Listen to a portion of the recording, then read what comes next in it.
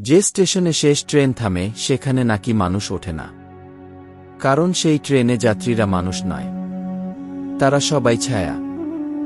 আমার নাম অরিন্দম, আমি সাংবাদিক। 2022 সালের ডিসেম্বরে আমি এক চমকপ্রদ তথ্য পাই।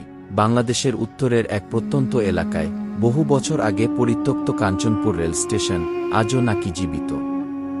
অর্থাৎ সরকারি কাগজে স্টেশন বন্ধ, কিন্তু স্থানীয়রা বলে তবে সেই ট্রেনে যারা চড়ে তারা আর কখনো ফেরে না। লোকজন বলে 1971 সালের মুক্তিযুদ্ধের সময় পাকিস্তানি সেনারা পুরো ট্রেন ভর্তি মানুষকে কেটে হত্যা করে এই স্টেশনের কাছেই।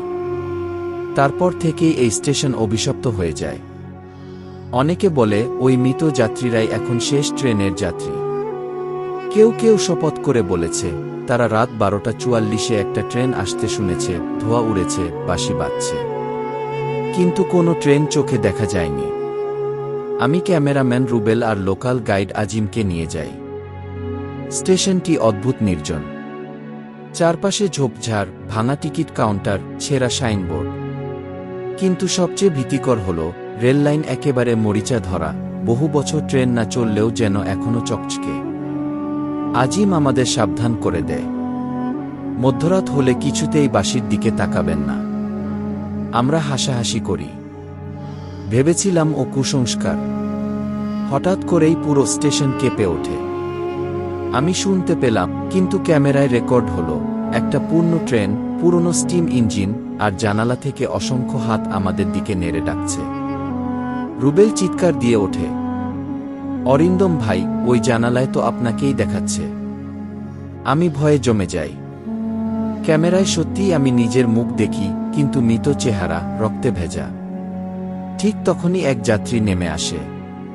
কোনো শব্দ নেই, মুখ নেই, কেবল ছায়ার মতো অবয়ব। সে আস্তে আস্তে আমাদের দিকে এগোতে থাকে। রুবেল আতঙ্কে ক্যামেরা ফেলে দৌড়ায়। আমি তাকে থামাতে যাই। ঠিক তখনই দেখি রুবেলকে ট্রেনের জানালা থেকে হাত বেরিয়ে ধরে টেনে নিচ্ছে। সে চিৎকার করছে, আমাকে বাঁচান। কিন্তু কয়েক সেকেন্ডের মধ্যে ওর শরীর মিশে গেল কাচের ভেতর। আমি একা দাঁড়িয়ে রইলাম। আজিম আতঙ্কে কাঁপতে কাঁপতে বলে, আমি বলেছিলাম না বাঁশির দিকে তাকাবেন না। এখন থেকে ওরা জানে আমরা এখানে। সে হঠাৎ দৌড়ে পালায়, কিন্তু কয়েক কদম যেতেই দেখি আজিম হাওয়ায় মিলিয়ে গেল, যেন কখনো ছিলই না। আমি যখন দৌড়ে পালাতে যাচ্ছি তখনই শুনতে পেলাম বাঁশি, কারণ জানালার ভেতর থেকে আবারও তাকিয়ে আছে আমার নিজের মুখ। আমি জ্ঞান হারিয়ে ফেলি।